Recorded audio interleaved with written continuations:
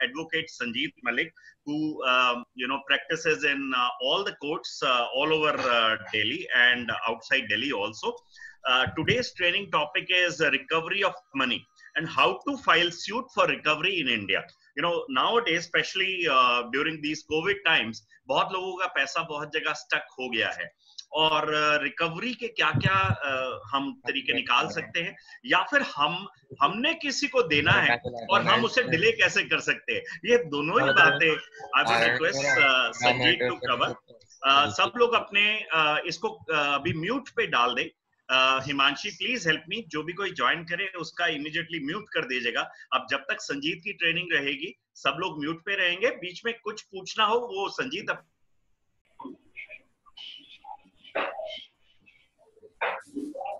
वंदे मातरम दोस्तों.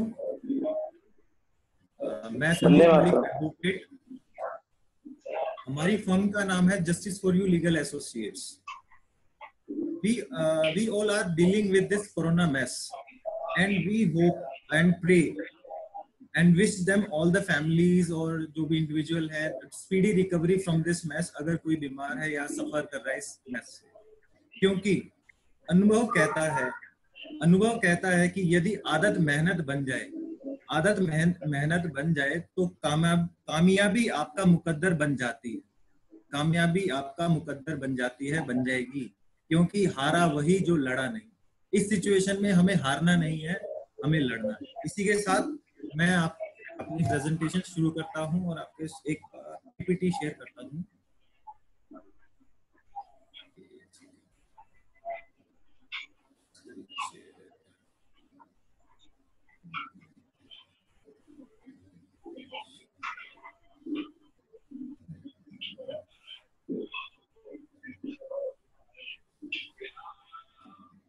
Is it visible to everyone? एक बार thumbs up बताते हैं. Okay, thank you.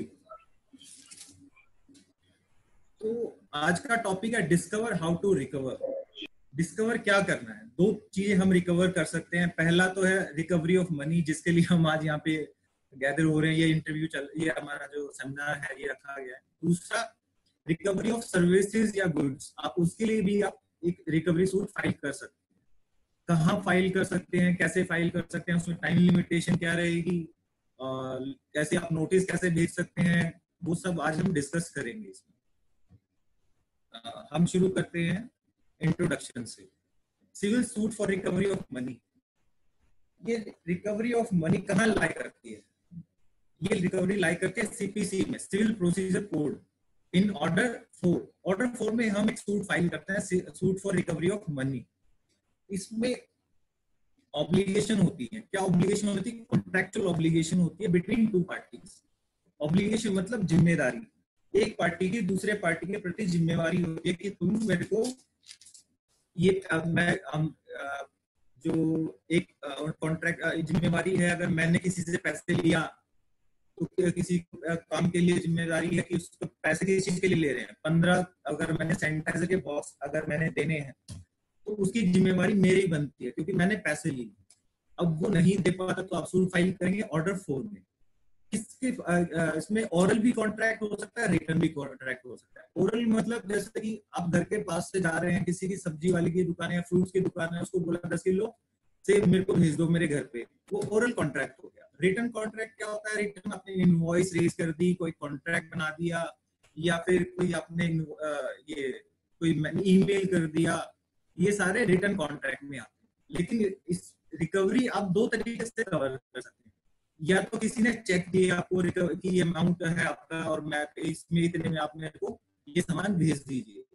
तो अगर आपको सामान आपको भेज तो दिया लेकिन आपको चेक दिया वो बाउंस हो गया, तो उसमें तो रिकवरी होगी. वो रिकवरी कहाँ होगी? वो नेगोशिएबल इंस्ट्रूमेंट एक्ट 1861 में फाइल होता है. वो क्रिमिनल प्रोसीडिंग होती है. इसमें 2 कंडीशन होती है.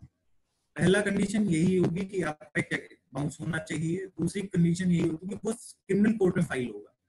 जो दूसरी बात आती है, अगर आपका चेक नहीं है तो आप उसको कहाँ फाइल करेंगे? उसको फाइल करेंगे हम सिविल कोर्ट में.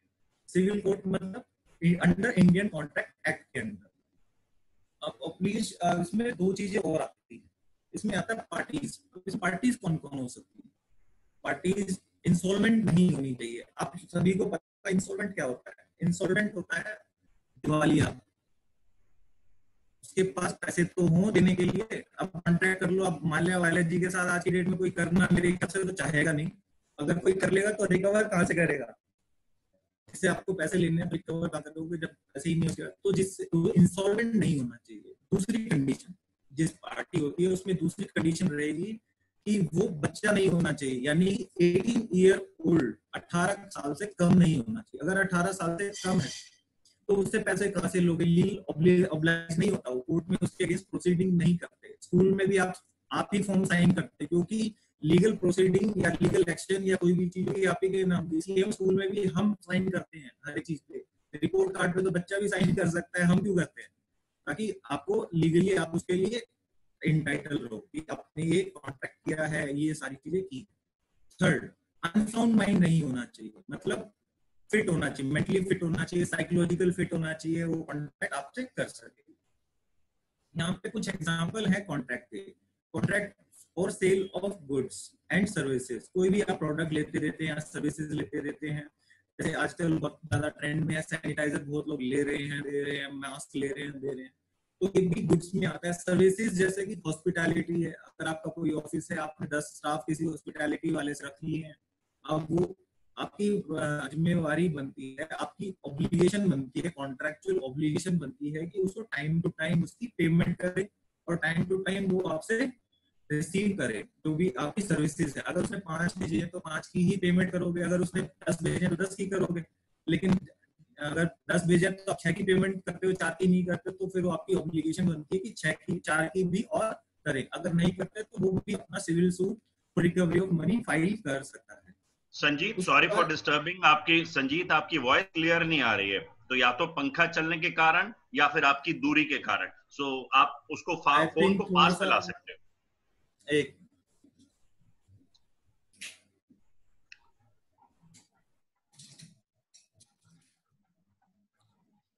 एसी भी बंद कर दिया, शायद अब ठीक है। हाँ बिल्कुल ठीक है, थैंक यू। आपको हमारे कारण सफर थोड़ा करना पड़ेगा, बट हमें सुनाई नहीं दे रहा था। नहीं नहीं सर, बिल्कुल। थोड़ा सा मैं फिर हल्का सा पीछे से स्ट्रेच करता हूँ दोबारा। इंट्रोडक्शन जो है हमारा civil suit for recovery of money का, कि हम सिविल सूट जो फाइल करेंगे रिकवरी ऑफ मनी का, वो कैसे और कहाँ फाइल करेंगे, मतलब कैसे फाइल करेंगे, इसमें क्या रिकवरी क्या लाइज करती है। Civil suit for recovery of money हम ऑर्डर फॉर्म में फाइल करते हैं अंडर सीपीसी, एक एक्ट है जो हमारा, जिसको हम बोलते हैं सिविल प्रोसीजर कोड। अब इसमें रिकवरी कहाँ लाई करती है? Contractual obligation. ऑब्लिगेशन मतलब जिम्मेदारी एक पार्टी की दूसरी पार्टी के प्रति। अब पार्टीज कौन होती है? इंसॉल्वेंट भी हो सकती है और आपका माइनर भी हो, माइनर नहीं हो सकता, इंसॉल्वेंट नहीं हो सकता, अनसाउंड माइंड नहीं हो सकता। ये तीनों कंपल्सरी ये नहीं होने चाहिए, क्योंकि अगर अनसाउंड माइंड है जिसका साइकोलॉजिकली फिट नहीं है, तो उससे आप रिकवरी कैसे करोगे? कोर्ट उसके अगेंस्ट प्रोसीडिंग इनिशिएट नहीं करती। क्रिमिनल केसेस में आप देखा होगा, हम किसको पनिशमेंट भी नहीं कर सकते, फांसी भी नहीं टांग सकते।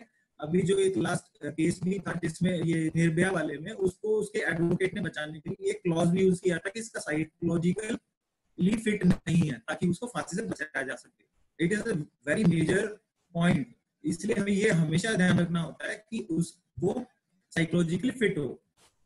Second, this should be major not minor, 18 साल से प्लस हो। बहुत सारी जजमेंट है जिसमें, राष्ट्रपति की एक जजमेंट है जिसमें उस माइनर को लाइबल नहीं ठहराया। हाँ, आप रिकवरी कर सकते हो, लेकिन अगर उसने वो पैसा खर्च कर दिया तो फिर आप वो रिकवरी भी नहीं कर पाओगे। It is clear, categorically clear judgement, जिसमें आप नहीं कर सकते। थर्ड, दिवालिया, इंसॉल्वेंट जिसको हम बोलते हैं। दिवालिया कोई है तो उससे आप कैसे पैसे रिकवर करोगे? इसके पास पैसे ही नहीं है, प्रॉपर्टी ही नहीं है, कुछ भी नहीं बचा, दिवालिया हो गया, बिजनेस ठप हो गया, तो उससे आप कैसे रिकवर करोगे? जेल जाने से, जेल भेज देते हैं, जेल भेज देंगे, लेकिन उससे पैसे आपके रिकवर हो जाएंगे? नहीं। तो फिर तो ये तीनों चीजें बहुत ध्यान रखनी होगी किसी से भी आप कॉन्ट्रैक्ट करते हैं, और जिस दूसरी पार्टी की ये तीन चीजें सही होनी चाहिए।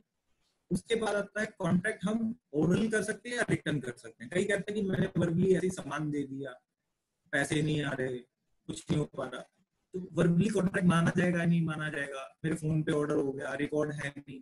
ओरल कॉन्ट्रैक्ट भी माना जाता है, क्योंकि उसमें जो आपने कॉन्ट्रैक्ट में ओरली आपने सामान तो भेज दिया, उसकी डिलीवरी है, रिसीविंग होगी, या फिर उसमें जो सामान भेज दिया उसमें किसी ने रिसीव किया है उसी ऑफिस में, तो उसने कुछ लिख के दिया हो कि हाँ ये सामान इस डेट को आ गया था। ये सारी ऑर्डर, इसकी भी आप, इसके लिए भी आप सिविल सूट फाइल कर सकते हैं। उसके बाद आता है दूसरा रिटर्न। रिटर्न कॉन्ट्रैक्ट में काफी चीजें होती हैं, जैसे आप रिटर्न कॉन्ट्रैक्ट आप एक कॉन्ट्रैक्ट ही बना लेते हैं, एग्रीमेंट बना लेते हैं। दूसरा, तीसरा आप क्या करते हैं, आप प्रोनोट वगैरह, प्रोमिसिंग नोट बोलते हैं जिसको। एक सेकंड के लिए मैं आपको शेयर करता हूँ प्रोमिसिंग नोट होता क्या है। Is it visible to everyone? आप हम सब दिखा सकते हैं अगर आपको विजिबल है तो। संजीत, थोड़ा वॉइस और क्लियर चाहिए हमें अभी के लिए। हाँ, थोड़ा सा आपको करना पड़ेगा। और जो भी आप सवाल पूछो ना, वो इसमें पूछो, चैट बॉक्स में पूछो, राइट? Okay sir. हाँ, थैंक्स।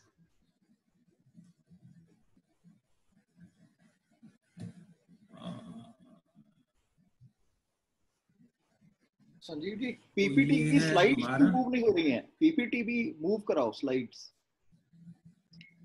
जूम ओके, बड़ी करनी। सो पीपीटी जूम करो, नीचे ऑप्शन है, आप देखोगे राइट साइड में 1 2 3 4 फोर्थ ऑप्शन को क्लिक करो तो जूम हो जाएगी पीपीटी। हाँ, ये कौन सा किया है? फोर्थ वाला ऑप्शन करना है। 1 2 3 4 यही है। अच्छा, करो दोबारा से। 1 मिनट सर। जिसमें एक हमारी स्लाइड बनी हुई है, जैसे हम प्रेजेंटेशन के टाइम करते हैं, राइट हैंड साइड में, नीचे राइट हैंड साइड में। क्या इस पे संजीत सर F5 पे क्लिक कर दो। F5 पे क्लिक कर दीजिए, हाँ ये बढ़िया रहेगा। F5 पे तो मैंने कर दिया। कंट्रोल F5 या फंक्शन F5, लैपटॉप है तो फंक्शन F5 होगी की। फंक्शन F5, कंट्रोल F5 से कर दो, नहीं तो। अब आ गया मेरे में तो। अब आ गया, बढ़िया। Right, okay. So it now ये विजिबल होगा शायद पूरा। Carry on.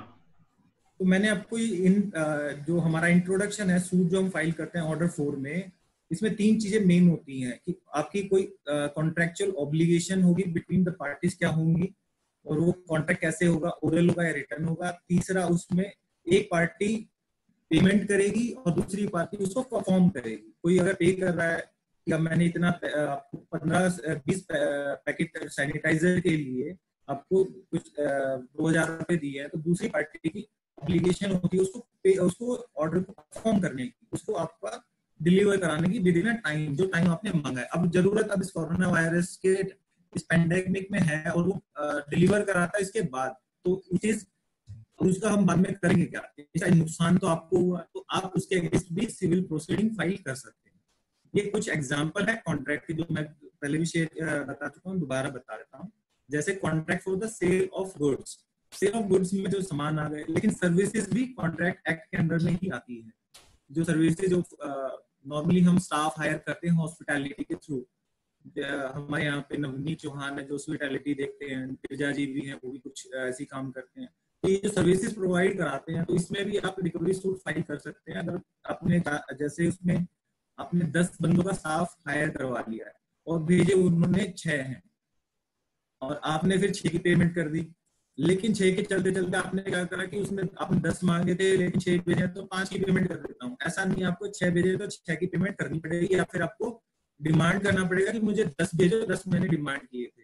अगर आप डिमांड नहीं करते हो, ऑब्जेक्शन होना बहुत जरूरी होता है। कोई भी कॉन्ट्रैक्ट अगर आपका पूरा नहीं होता तो with in a time 30 days या 15 डेज, या जिसको हम बोलते हैं रीजनेबल टेस्ट, रीजनेबल टाइम में आप उस पर ऑब्जेक्शन करना बहुत जरूरी होता है।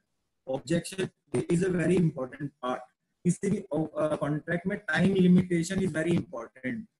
नॉर्मली कॉन्ट्रैक्ट में क्या होता है, सैलरीज के कॉन्ट्रैक्ट जो बनते हैं उसमें हम खुद ही लिखते हैं कॉन्ट्रैक्ट में 4 तारीख को सैलरी आपके अकाउंट में ट्रांसफर हो जाएगी, लेकिन वो ट्रांसफर होती नहीं है।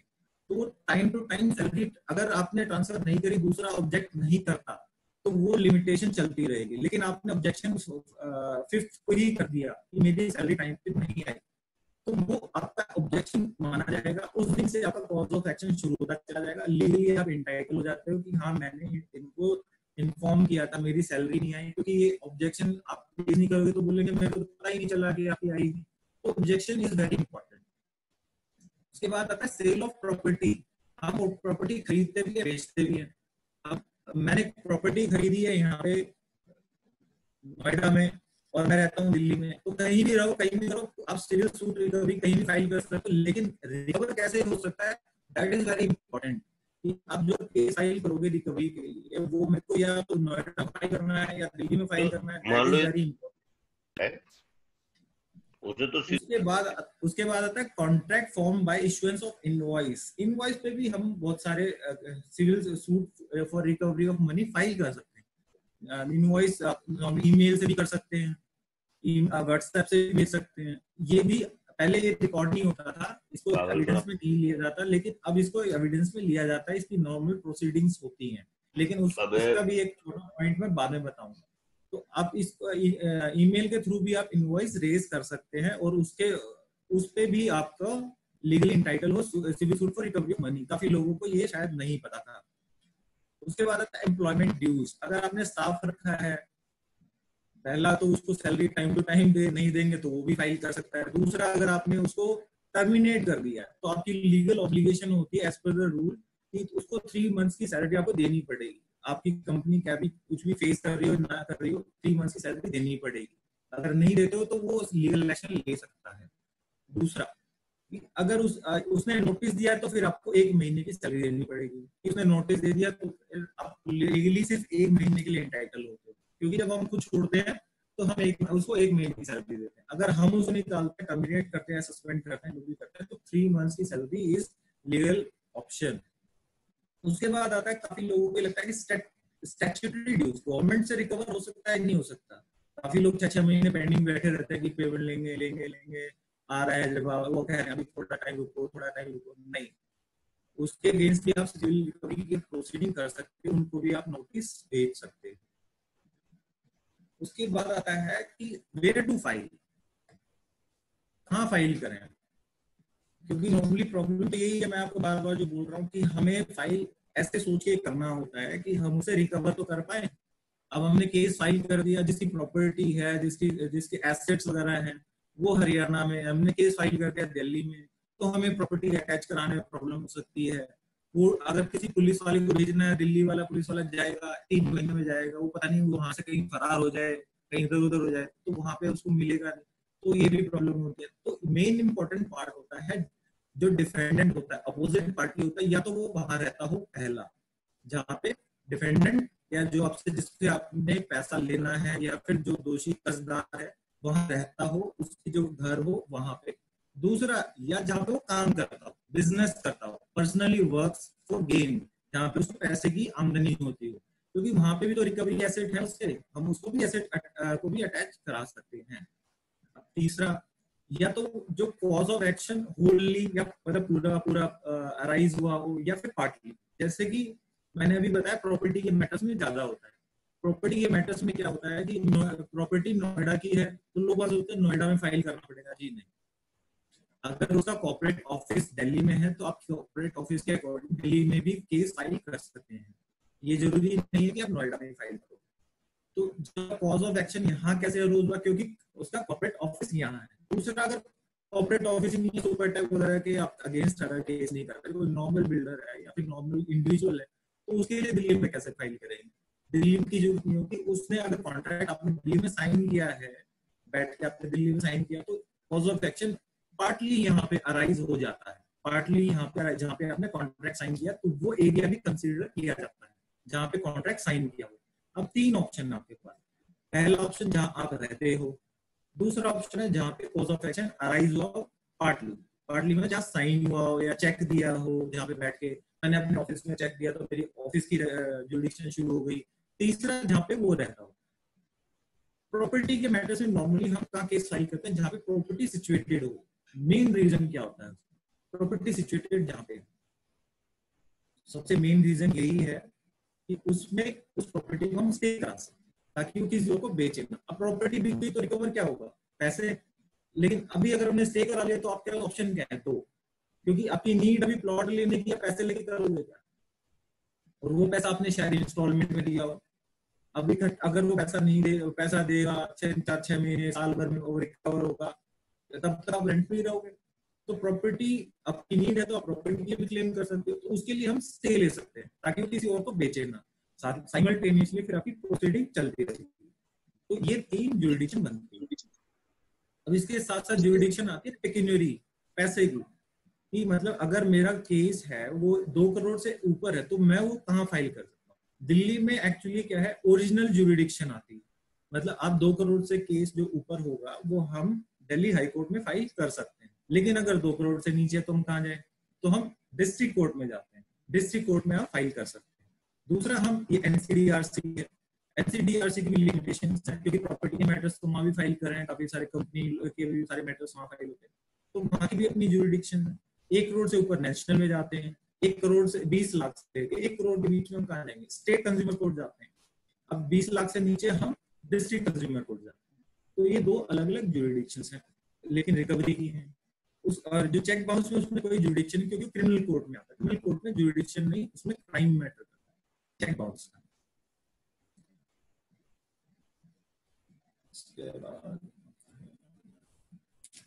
अब इसमें लिमिटेशन, हम लिमिटेशन के ऊपर बात कर रहे हैं, ये बहुत ज्यादा इंपॉर्टेंट है।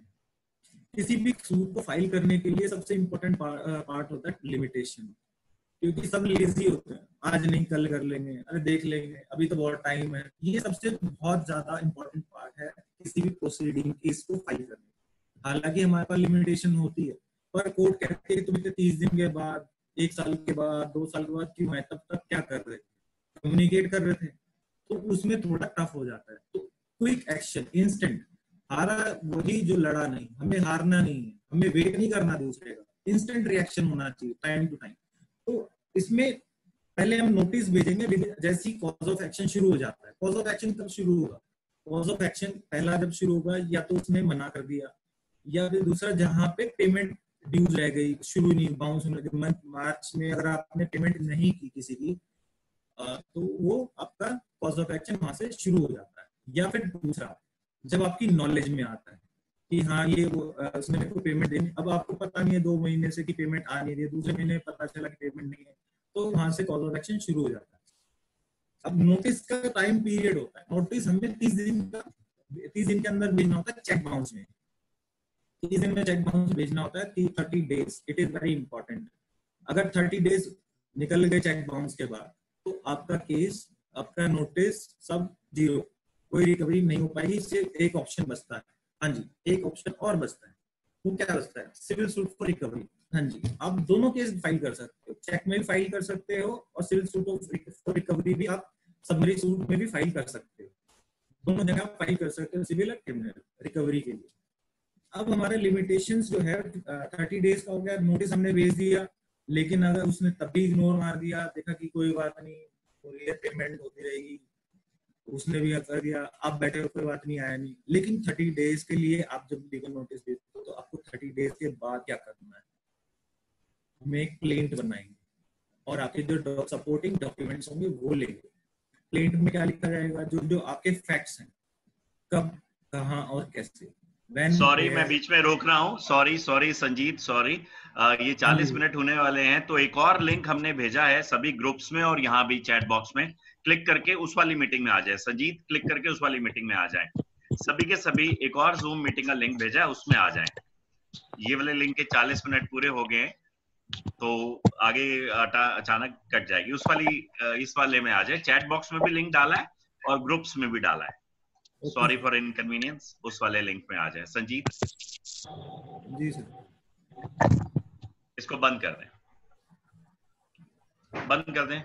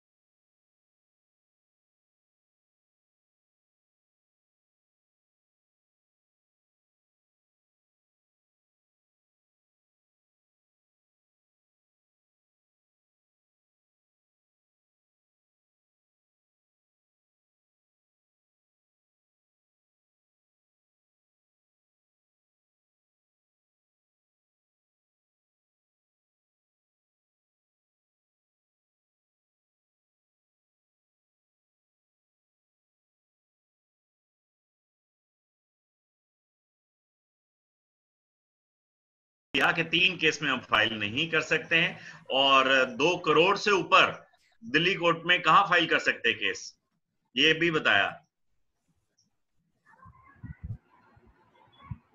ओके, ओवर टू संजीव, ये बाद में करेंगे।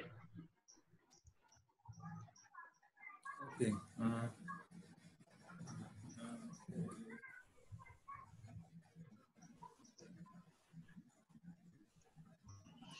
अच्छा, मैं सॉरी इतना टाइम लग रहा है, वैसे मैंने कोशिश की है बड़े शॉर्ट में निपटाने की। बस, तो लिमिटेशन के ऊपर बात हो रही थी कि हम कहाँ फाइल करें, ये कैसे फाइल होगा। प्लेंट एंड डॉक्यूमेंट्स, जो प्लेंट है आपके, मेरे ख्याल से आवाज सही आ रही होगी सभी को, एक बार हाथ रेज कर देंगे मुझे दिख जाएगा, थैंक यू। तो प्लेंट एंड डॉक्यूमेंट्स, प्लेंट जो होती है नॉर्मली हम व्हेन वेयर हाउ, मतलब हमने कब उससे कॉन्ट्रैक्ट किया, कैसे कॉन्ट्रैक्ट किया, कैसे उससे हम जानते हैं, कितने हमने पैसे दिए। मनी जो अमाउंट होता है शुड बी स्पेसिफिक, जो पैसे हैं वो स्पेसिफिक होने चाहिए। अगर 15 लाख का अगर अमाउंट है तो हम ऐसे नहीं बोलेंगे मैंने शायद 15 लाख दिए थे।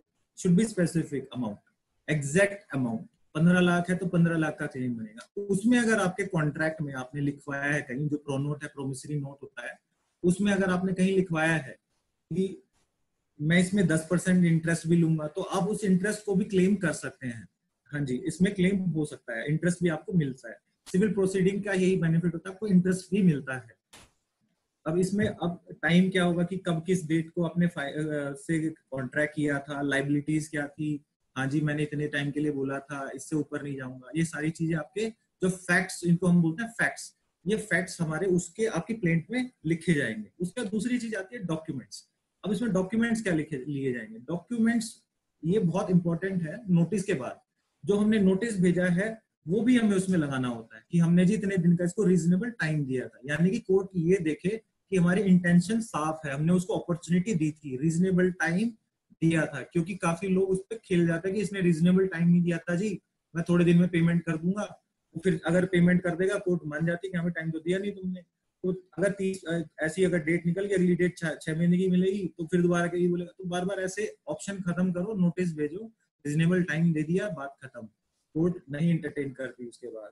उसका दूसरा ये है कि आपने पे क्यों नहीं किया, अगर आपको नोटिस मिल गया है तो। उसके बाद दूसरा आता है प्रोनोट के बाद एग्रीमेंट। आपने कोई एग्रीमेंट बना लिया, स्टैंप लगा दिया, पेपर पे लिख दिया मैं सो एंड सो, मेरे पिताजी का नाम सो एंड सो, मेरी उम्र ये, मेरा पता ये। दूसरा लिखोगे आप उसमें किससे आप पैसे ले रहे हो या काम कर रहे हो, उसके पिताजी का नाम, उसका एड्रेस और उसकी उम्र। उसके बाद नीचे अपने फैक्ट्स लिखेंगे कि भैया मैं इसको जानता हूँ, ये मेरे को जानता है, मैं इससे ये सामान ले रहा हूँ, मैंने इतने पैसे दिए, इतने टाइम में कोई सामान देगा, या फिर मैंने इसको सामान दे दिया, इतने टाइम में पैसे मिलेंगे। वो सारे फैक्ट्स आप एक पेपर पे लिखवा के, एक 2 रुपए की 1 रुपए की पोस्टल रिसीट होती है, उस पे लिख के उसे साइन करा सकते हो। वो भी आपका एक तरीके से स्टैंप यूज होता है। अगर आपके पास स्टैंप पेपर नहीं है तो अर्जेंट में आप ये भी यूज कर सकते हो, और ये भी कंसिडर किया जाएगा कोर्ट में, और उसके साइन होंगे। एक विटनेस होना जरूरी है। विटनेस पे आपको जरूर एक चीज इंपॉर्टेंट ध्यान रखनी होती है किसी भी मैटर में, witness, it is very important. Witness हमेशा आपकी फैमिली का नहीं होना चाहिए। एक फ्रेंड हो कोई प्रॉब्लम नहीं है, लेकिन आपकी फैमिली का नहीं होना चाहिए, दूसरी की पार्टी का भी नहीं होना चाहिए। Should be unknown. फ्रेंड होगा, नोन, कोई दूर दराज का होगा, तो आप उसके साइन कराएंगे तो वो डॉक्यूमेंट स्ट्रॉन्ग हो जाता है। उसके बाद आता है इनवॉइस। इनवॉइस मैं पहले ही बता चुका हूं, जो हम इनवॉइस रेज करते हैं वो भी हमारे डॉक्यूमेंट्स का पार्ट होता है, वो भी हम फाइल करते हैं। उसके बाद आता है अलोंग एफिडेविट। अभी एफिडेविट क्या है? शपथ पत्र। क्योंकि हम जो भी पेपर फाइल करते हैं कोर्ट में, हमें ये प्रूव करना होता है कि हम ये एफिडेविट पे फाइल करें, कोर्ट ट्रस्ट करेगी कि हाँ आपने अगर जो भी पेपर फाइल किए हुए हैं वो जेन्युइन पेपर्स हैं, यानी कि रियल पेपर है, फ्रॉड पेपर नहीं। अगर फ्रॉड पेपर है तो क्या होगा? क्यों हमें एफिडेविट फाइल करना है? ताकि आपके अगेंस्ट भी लीगल प्रोसीडिंग शुरू हो सके अंडर सीआरपीसी 340, 92, 93, 94, ये सब इसी से डील करते हैं, लाइंग ऑन एफिडेविट।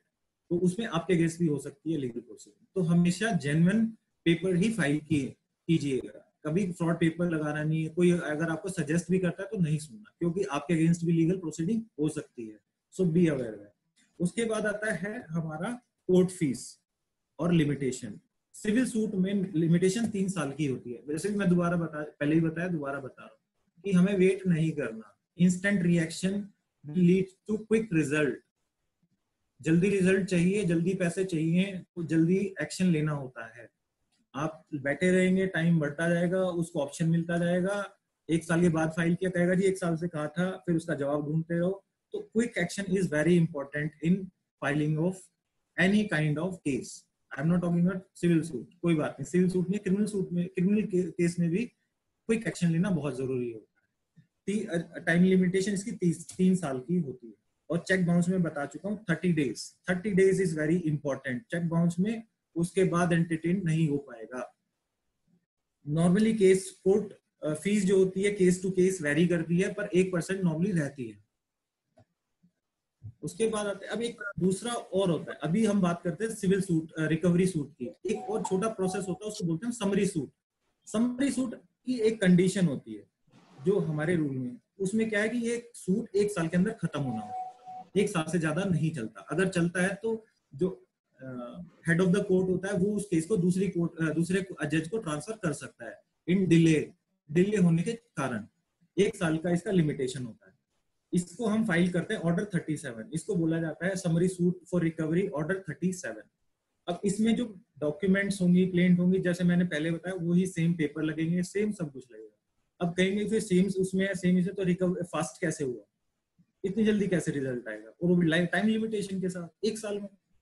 हाँ जी, इसमें सबसे मेन चीज है दूसरी पार्टी को अपॉर्चुनिटी नहीं दी जाती, कोर्ट उसको नहीं सुनती, उसको सिर्फ एक समन भेजा जाता है। समन में 10 दिन का नोटिस होता है। इसमें ये ना उसमें डेट लिखी होती है कि कब आना है कब नहीं आना। समन होता है कि आपके अगेंस्ट ये केस है, उसमें कोई डेट नहीं होती, बस उसमें 10 दिन का टाइम लिमिटेशन अपने आप उसी दिन से शुरू हो जाता है जब आपको वो डिलीवर हो जाता है। 10 दिन के अंदर अंदर आपको एक एप्लीकेशन फाइल करनी होती है लीव फ्रॉम कोर्ट। जो अब उसमें लीव जो आप उसमें अब क्या हुआ, वो जो उसने पेपर लगाए हैं वो नकली है या फॉल्स्ड है, और या तो उसके अगेंस्ट जो चेक लगाया हुआ है तो मेरा पहले से FIR करा रखी है जी तो खोया हुआ है, तो ये सब चीजें फाइल करोगे। अगर कोर्ट अब उसमें कोर्ट कंसीडर ही नहीं करता, कोई सीक और लीव फ्रॉम द कोर्ट कोई ले ही नहीं रहा, तब क्या होगा, कोर्ट ने मना कर दिया तो आपके फेवर में जजमेंट लिखी जाएगी। उसके लिए आपको एक और एप्लीकेशन लगानी, हाँ जी बस 2 ही चीजें है, एक समन जाएगा, दूसरा आपको एक एप्लीकेशन फाइल करनी है ऑर्डर फॉर जजमेंट के लिए।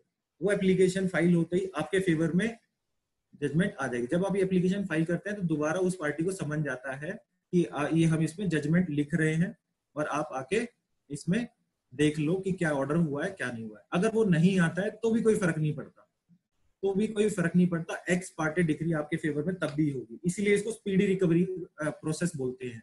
वो विद इन 6 मंथ आराम से हो जाता है, अगर छुट्टियां बीच में ना हो या पेंडेमिक ना हो तो।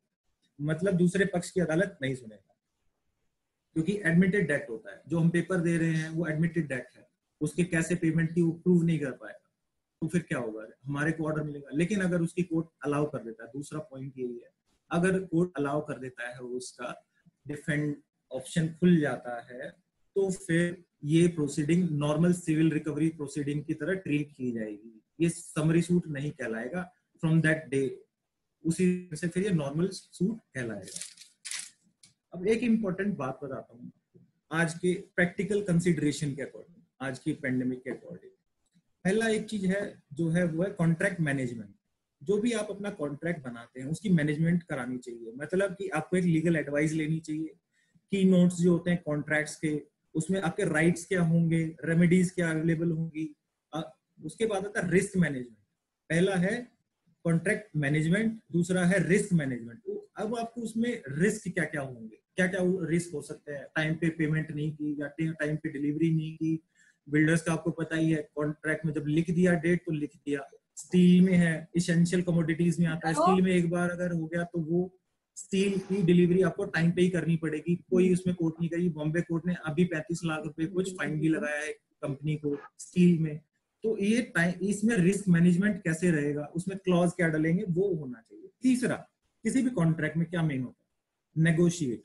अगर कोई भी प्रॉब्लम आती है तो हम उसमें नेगोशिएट करने का एक ऑप्शन लिख सकते हैं। ये जैसे कोरोना वायरस का अब लिखने शुरू करेंगे, कॉन्ट्रैक्ट ऑफ फ्रस्ट्रेशन आपने सुना होगा, फोर्स मेजोर क्लॉज है, अब वो लिखना शुरू करेंगे लोग कॉन्ट्रैक्ट में, पहले लिखा ही नहीं होता था। तो ये सब अब लिखना शुरू करेंगे। रेयर में लिखा होता था, पर छोटे छोटे नॉर्मल हम जो बिल्डर्स हैं या फिर जिसकी कंपनी सिर्फ वर्थ ऑफ 50 करोड़ तक जाती है, तो ये सब यूज नहीं कर रहे थे। लेकिन जो हाईली वो बिल्डर्स हैं या फिर कंपनी है जो करोड़ में डील करती है, करोड़ नहीं करोड़ में डील करती है, तो वो अपने इन क्लॉज में लिखते थे। लेकिन उसमें भी कोर्ट कंसीडर नहीं करती थी, क्योंकि उसमें भी देखा जाएगा कि ये केस आप किस बेस पे आप बोल रहे हो कि फोर्स मेजोर क्लॉज एप्लीकेबल होगा। कोई पैसे बढ़ा देती है कंपनी, मैं कोयला खरीदता हूँ दूसरी कंट्री से, दूसरी कंट्री ने हाइक कर दिया प्राइस कोयले का, तो कंपनी, दूसरी कंपनी जिसके साथ आपका कॉन्ट्रैक्ट हुआ है उसके साथ वो लाइबल नहीं है, क्योंकि this is consideration of money is not reason, ये रीजन नहीं माना जाएगा, तो will be not reason on that. उसके बाद आता है लीगल स्ट्रेटेजी। लीगल स्ट्रेटेजी क्या होनी चाहिए किसी भी कॉन्ट्रैक्ट के अंदर में? लीगल स्ट्रेटेजी क्या होंगी कि आपका जो भी आपका है वो कैसे होगी। अगर कल को कोई पेंडेमिक आती है, अर्थक्वेक आता है, एक्ट ऑफ गॉड हो जाता है, तूफान आंधी आ गई और आपका सामान डिलीवरी के लिए जा रहा था, रिक्शे में जा रहा था, वो टूट के गिर गया, उसके बाद आपको खराब हो गया, तो उसको दोबारा भेजोगे, तो ये सारा उस रिस्क मैनेजमेंट में, लीगल स्ट्रेटेजी में, दोनों में लिखा जाएगा कंसीडर कि कल को ऐसा ऐसा हो सकता है, तो ये होगा। लीगल डेवलपमेंट में आजकल नॉर्मली लोगों का, आधे ज्यादा लोगों को ये शायद पता हो नहीं पता, आर्बिट्रेशन क्लॉज हम अपने एग्रीमेंट में डाल सकते हैं। आर्बिट्रेशन क्लॉज एक नॉर्मल कोर्ट की प्रोसीडिंग की तरह सेम चलता है, पर कोर्ट में नहीं होता, उसके लिए अपनी अलग से प्रोसीडिंग होती है।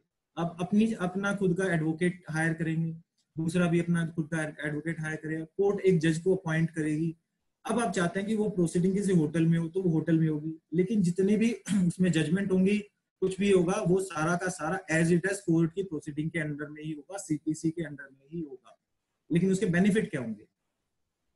बेनिफिट यही है कि आपको कोर्ट के अकॉर्डिंग नहीं चलना। आपको अगर लगता है कि मेरे को इसी महीने 3 डेट रखनी है, तो इस 3 महीने में डेट रखी जाएंगी, बट तीनों पार्टी के म्यूचुअल कंसेंट पे, तीनों पार्टी की म्यूचुअल अंडरस्टैंडिंग पे, अनरीजनेबल। तो ये एक और लीगल डेवलपमेंट है। उसके बाद आता है जुडिशियल एक्शन। जुडिशियल एक्शन क्या होगा? जो भी फैक्ट्स होते हैं, जो भी आपके इसमें जो भी हम एग्रीमेंट करते हैं, कॉन्ट्रैक्ट करते हैं किसी के साथ, जुडिशियल एक्शन ये होगा, वो सारे जो आपने उसमें टर्म एंड कंडीशन लिखे हैं वो सारे के सारे लीगल होने चाहिए। इलीगल कि अगर ऐसा हो गया तो मैं नहीं कर पाऊंगा, वैसा हो गया तो मैं नहीं कर पाऊंगा, और आपने अमाउंट लिख दिया कि मेरे को इतने टाइम तक सर्विस चाहिए, लेकिन सर्विस कितनी चाहिए, कितने, मतलब आपको जैसे कि हॉस्पिटैलिटी है तो उसमें कितने बंदों को चाहिए या फिर नहीं चाहिए, वो सब चीज उसमें कंसीडर, उसकी लीगल एक्शन क्या होंगे उसका भी आपको पता होना चाहिए। इसीलिए सिंगल वर्ड है इसके लिए, प्रैक्टिकल कंसीडरेशन। प्रैक्टिकल कंसीडरेशन आपके कॉन्ट्रैक्ट के अंदर होनी चाहिए। एक लीगल एडवाइस आपको किसी भी एडवोकेट से लेनी चाहिए कि कल को अगर ऐसा हो गया तो मैं क्या करूंगा। आप अपने प्रिकॉशन के लिए पहले ही, precaution is better than cure, ये कोई डायलॉग किताबों के लिए नहीं, हमारे लिए बनाया गया। प्रिकॉशन लोगे तो इट विल बी बेटर, कि अब जख्म में लगाने से, दवाई लगाने से बेटर है पहले ही अपना प्रिकॉशन। तो यही मेरे कुछ पॉइंट्स थे। प्रवीण सर, मैं इसी के साथ अपना ये कंप्लीट किया मैंने लेक्चर। इसमें मैं आपको एग्जांपल और इलस्ट्रेशन और बता देता हूँ। वैसे X and Y enter into a written or oral agreement for the performance of service or dealing is good। एक X है और एक Y है। अब उसने एंटर किया है कॉन्ट्रैक्ट, रिटर्न में हो या फिर ओरल में। Performance service of dealing of goods, अब गुड्स है या सर्विस के लिए, उसके लिए एक कॉन्ट्रैक्ट हुआ, ओरल या रिटर्न। Y ने एक्सेप्ट कर लिया, अब परफॉर्म कर दिया, कोई ऑब्जेक्शन नहीं किया। X ने उसके अकॉर्डिंग मेल कर दिया कि ये इनवॉइस है, ये इतना पैसा बनता है, आप ये पैसे दे। अब Y क्या करेगा? उसने तो ईमेल भेज दी, X ने पेमेंट नहीं करी, तो X पहले तो एक जो मेन स्टेप मैंने आपको बताया, लीगल नोटिस, रीजनेबल टाइम आपको देना ही होगा। तो पहले वो लीगल नोटिस भेजेगा फॉर द पेमेंट। अगर वो उसके बाद भी नहीं करता है तो आप फाइल कर सकते हैं रिकवरी सूट या फिर समरी सूट, दोनों ऑप्शन है आपके पास। उसका दूसरा ऑप्शन एक और है, ये तो हो गया परफॉर्मेंस ऑफ सर्विस या गुड्स। अब बात आती है प्रॉपर्टी वगैरह की। X और Y एक प्रॉपर्टी एग्रीमेंट टू सेल करते हैं एक प्रॉपर्टी का। X ने पे कर दिया Y को अपना अर्नेस्ट मनी, जो अपना खुद का मेहनत का जोड़ा हुआ पैसा होता है, वो पे कर दिया। और एग्जीक्यूशन मतलब अपने नाम कराने के लिए, सेल डीड को अपने नाम कराने के लिए वेट करता है, उस पूछता है कि भैया मेरे नाम करा दो। दूसरा कोई रिस्पॉन्ड नहीं करता, फोन नहीं उठाता, मिलता नहीं है, मैं जी वहां हूँ, मैं वहां हूँ। तो ऐसे में आप क्या करोगे? सेम चीज है, पहले आपको रीजनेबल टाइम देना ही पड़ेगा, हर एक चीज में आपको रीजनेबल टाइम देना पड़ेगा, एक लीगल नोटिस भेजना पड़ेगा। अब उसका रिप्लाई आता है तो ठीक है कि उसका रीजन क्या पता वैलिड हो, आपका 30 डेज में ही आपका काम हो जाए। लेकिन अगर 30 डेज में काम नहीं होता तो फिर इसके अगेंस्ट भी आप एक स्पेसिफिक सूट डाल सकते हैं, स्पेसिफिक परफॉर्मेंस का एक सूट डाल सकते हैं। Thank you very much Sanjeet for this wonderful session. हम सब एक बार थम्स अप या क्लैपिंग करके बता दें आपको कैसा लगा। Now we will be opening this forum for question and answers. जितना भी संजीत ने आज डिस्कस किया उससे रिलेटेड कोई भी क्वेश्चन या आंसर हो तो आप पूछ सकते हैं। दिव्या आपका नंबर मांग रही हैं। श्योर दिव्या, संजीत का number we will share. Sanjeet एक बार अपना नंबर शेयर कर दीजिए।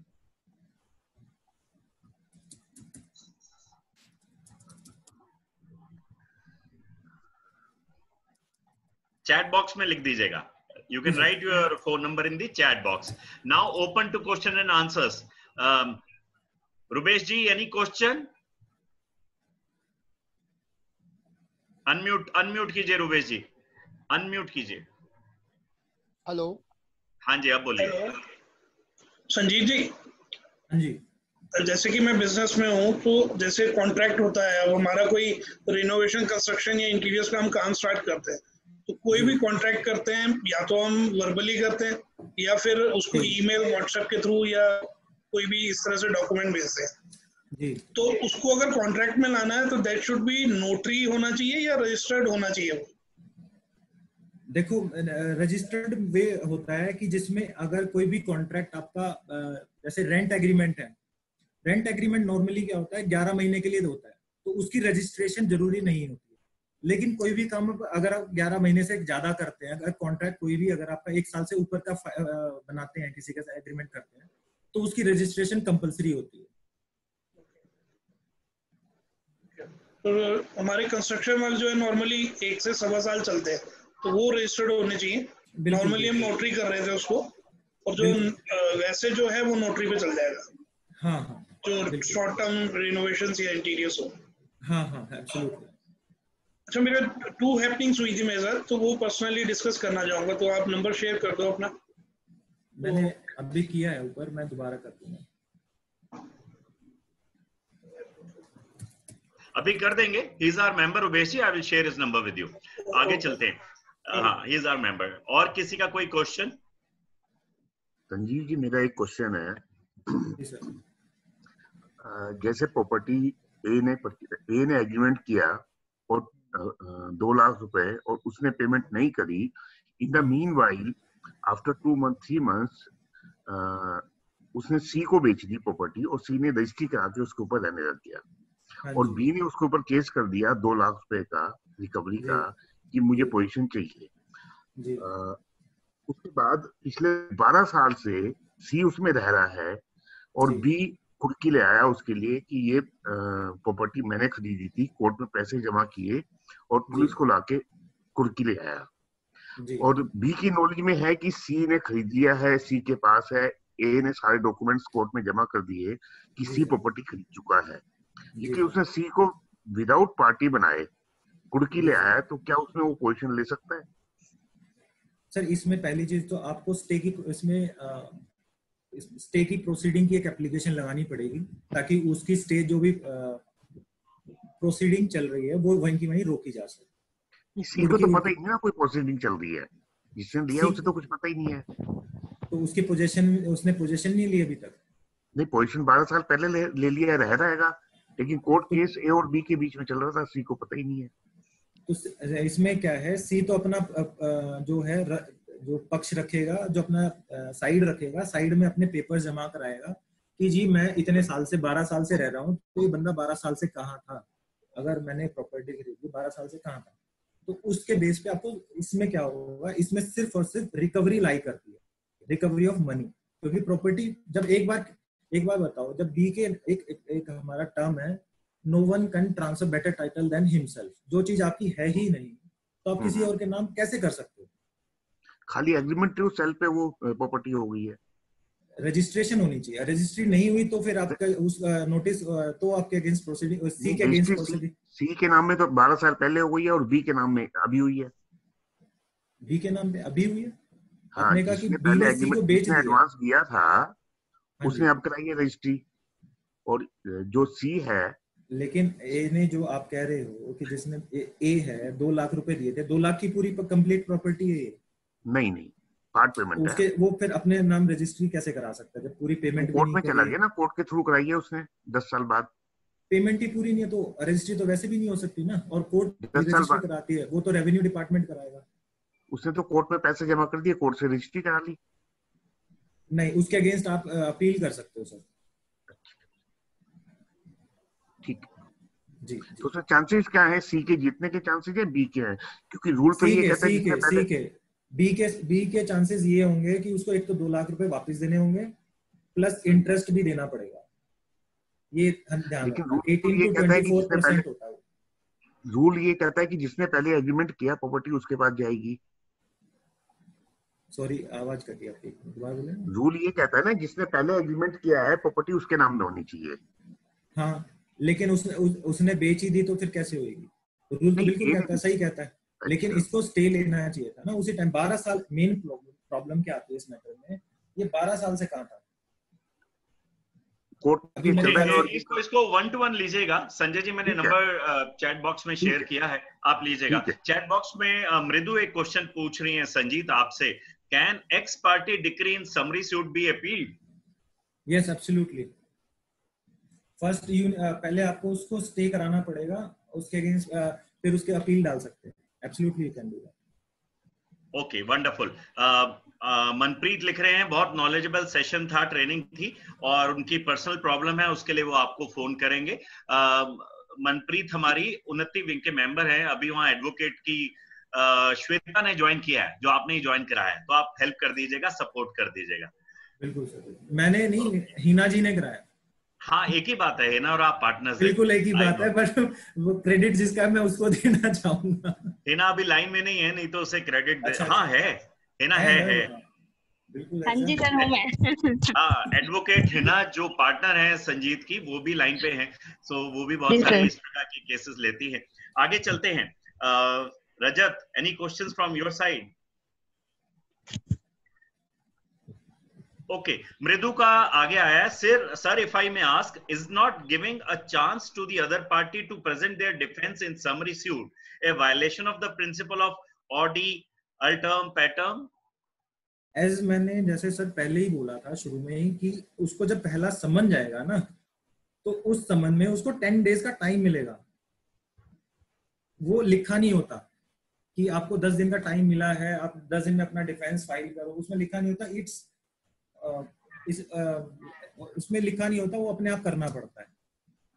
तो आप 10 दिन में अगर फाइल कर देते हो तो आपका सुना जाएगा कि आपका क्या है क्या नहीं तो फिर उसके बाद आपको लीव टू डिफेंड का राइट बंद हो जाएगा और एक्स पार्टी डिग्री हो जाएगी। अगर आप अपियर नहीं होते हो, अपियर होते हो तो फिर जजमेंट आपके फ्रंट पे पास हो जाएगी। उसके अगेंस्ट आप अपील फाइल कर सकते हो, उसको स्टे करा सकते हो। Okay, wonderful. Neetu ji, any questions from your side? आपने तो फेस मास्क भी लगा लिया। नीतू जी, क्वेश्चंस?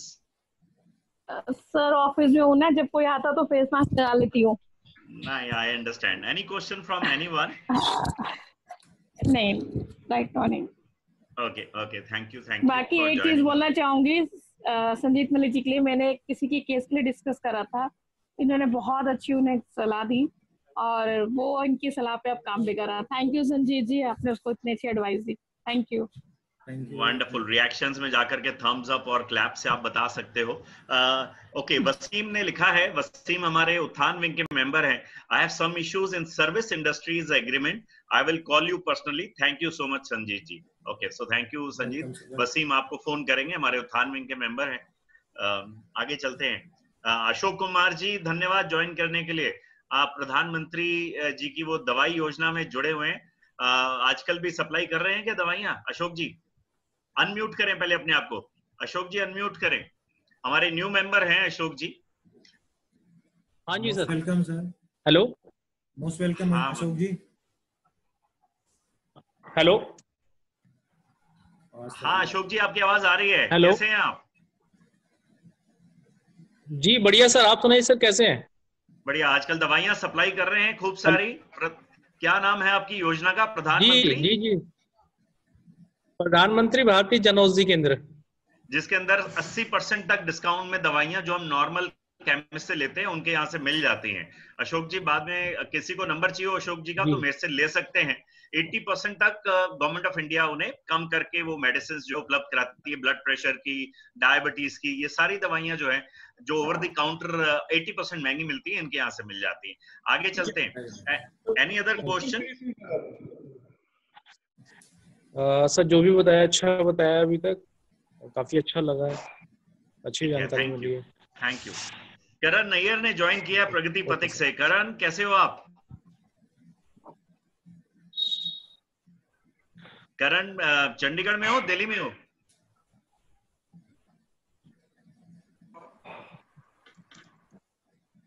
करण ने अनम्यूट तो किया है लेकिन अभी आवाज नहीं आई है। Okay, thank you Ish ji for joining in, thank you Shilpi ji for joining in. और योगेश ने प्रगति पथिक से, एक्स मेंबर है हमारे और विजन रूट्स का काम करते हैं। Thank you Yogesh for joining इन। संदीप कुमार हमारे एक्स मेंबर हैं प्रिंटिंग की लाइन में नोएडा में। Thank you Sandeep for joining in. Podcast group हमारे एक्स मेंबर्स का भी बनाया है, तो करीब अब मेंबर्स और एक्स मेंबर्स मिला के हम 500 550 लोग हो गए हैं प्रगति क्लब के अंदर, यानी प्रगति परिवार में। और प्रगति पथिक में 570 मेंबर हैं। सो एक बड़ा परिवार बनता जा रहा है। आप सबकी बात मैं उन तक पहुंचा रहा हूं धीरे धीरे और खूब मजा आने वाला है। Thank you everyone. Any last question? Karan, हाँ आपकी आवाज नहीं आ पा रही है, आपने चैट बॉक्स में लिख दिया, ठीक है, आई अंडरस्टैंड, कोई बात नहीं, ग्रुप में शेयर कर लेंगे। आपको ट्रेनिंग कैसी लगी आप जरूर फीडबैक दें। संदीप, सभी लोग फीडबैक जरूर हमें दें, हम ऐसी ट्रेनिंग्स करते रहे। आने वाले सैटरडे को एक बहुत ही बढ़िया ट्रेनर बुलाने वाला हूं जो मेक इन इंडिया पे काम कर रहे हैं, यानी ये जितनी भी आजकल मशीन्स हैं चाइना से आ रही है, कहीं से आ रही हैं, तो वो गवर्नमेंट ऑफ इंडिया की बहुत सारी मिनिस्ट्रीज से जुड़े हुए हैं। आने वाले सैटरडे को मेक इन इंडिया पे ट्रेनिंग रहने वाली है उनकी तरफ से। उनका नाम है सीए ऋषभ सावंत सुखा। आप गूगल में सर्च करेंगे तो आपको पता चलेगा। उनकी वेबसाइट है GST Street। तो सीए ऋषभ सावंत सुखा आएंगे जो आकर के जिनका पूरा प्रायर एक्सपीरियंस बहुत सारी मल्टीनेशनल्स में काम करने का है। उन्होंने हमारी जो फोटोकॉपियर जीरोक्स में सीनियर पोजीशन में काम किया हुआ,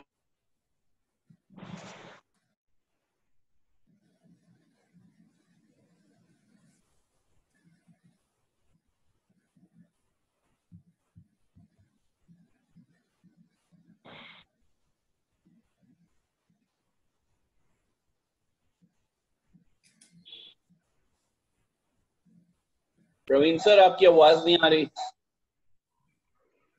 प्रवीण सर आपकी आवाज नहीं आ रही। आई थिंक नेटवर्क इशू हो गया होगा। संजीत, आपने बहुत अच्छा लीड किया, हम सब संजीत को थैंक्स कह सकते हैं।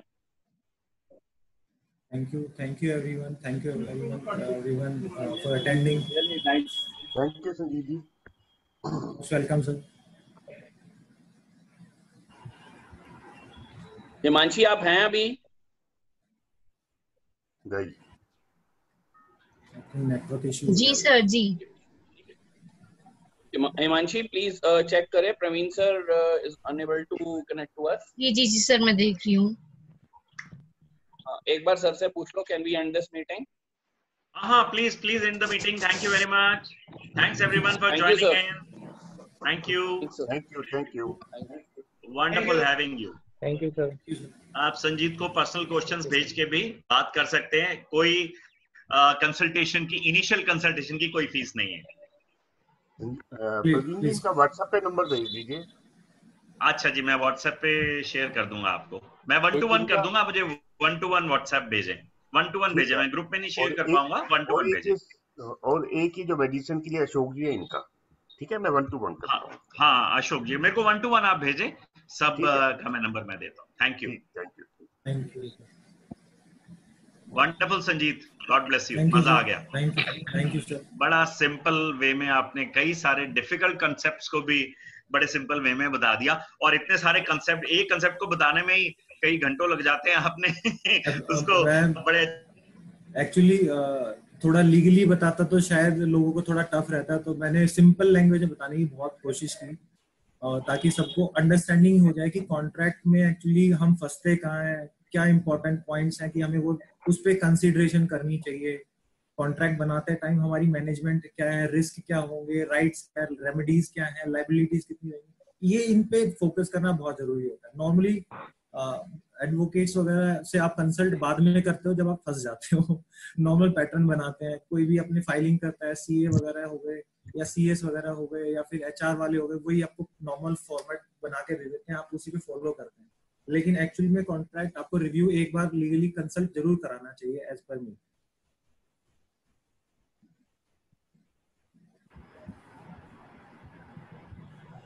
आई थिंक सर की आवाज फिर से चली गई।